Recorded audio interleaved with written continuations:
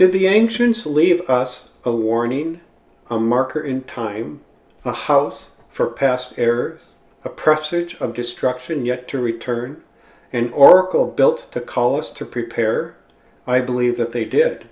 And that marker is the Temple of Isis and the Holy of Holies inside of the temple. The Temple of Isis is made of soft sandstone, and the Holy of Holies inside it is made of hard granite.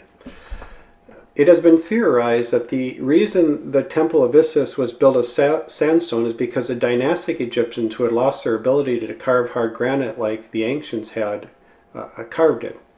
But I think there's another explanation. I think that the survivors of Atlantis around the year 4000 BC carved it. At that point they had lost much of their technology, their science, their ability to carve hard granite like their ancestors did. So they built what they could, which was a sandstone temple. But they had another reason, a more important reason for making it of sandstone. They knew that the next solar plasma wave would hit around 3500 to 4000 BC, because there are apparently minor ones between the major ones at 11,000 years. And they wanted the solar plasma outburst to burn the soft sandstone, so we in the future would see that and be warned of these cyclic solar plasma waves as we look at it and wonder what caused that. At the same time, they put inside of the temple the hard granite Holy of Holies, which looks kind of like a pedestal with a little bit of carving on top.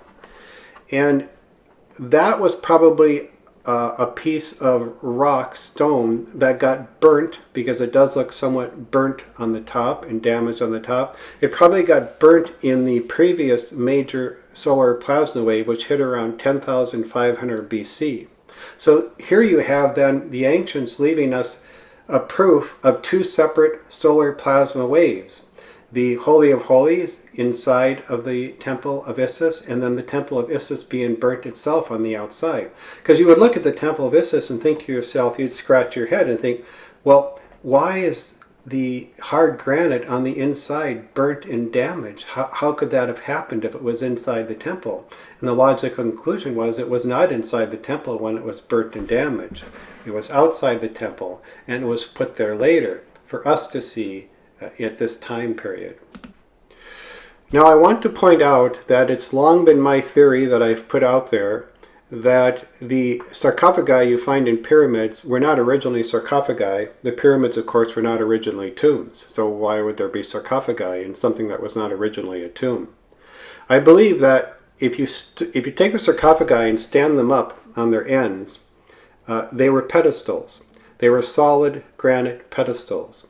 And that the pharaohs and others dropped them down on their sides and carved them out into sarcophagi. And that's why you often see they're not really the right size for human bodies or for everything the pharaohs would put inside the sarcophagi, because they weren't designed originally as sarcophagi. So they were originally pedestals, stood up on their ends. And then on top of those pedestals were probably energy crystals, which directed the magnetic particles into a coherent beam which shot up into the sky to help deflect solar plasma waves. And if you look at my previous video on the Lorentz field, it explains all of that. And if you look at my first video on the Göbekli Tepe quote-unquote vulture stone, which I call the Firebird stone, it'll explain why I believe that's what happened. So I'd like to read a short excerpt from an email I sent out not too long ago as a possible explanation of the Holy of Holies and the Temple of Isis. So here I begin. It's 12,000 BC, just before the catastrophe. The ancients are at war with the Indian subcontinent. Their colony in Egypt, too, was at war. Inside each of the pyramids are pedestals which have powerful crystals atop them, which control the pyramidal earth energies and direct them. The pyramids are used as weapons to attack, but in the heat of battle are overtaxed, and thus many of them experience explosions inside. One of the main control pyramids on the east bank of the Giza Plateau also explodes in the intense bursts of heat. So hot rock atop the pedestal melts as the crystal explodes. Alternatively, this explosion could have been caused by overloading the pyramids to project magnetic energy beams up into the magnetosphere to increase the strength of the Lorentz field to deflect solar plasma waves. to continue. As time passes, the Nile moves eastwards and undermines and destroys the pyramids on the east bank of the Giza. Survivors first remove from the king's chamber of one pyramid this pedestal and place it in a meeting hall. There it is used as a lectern by great teachers who use it as a symbol of what their culture used to be, as a reminder, but also as a warning of future generations on the consequences of the misuse of energy. As time passes and memories fade, the pedestal and lectern is used by many very holy and wise men to teach the survivors of Atlantis. It becomes a very holy thing. But as more wars and famine and time pass, the true recollection of what this was fades.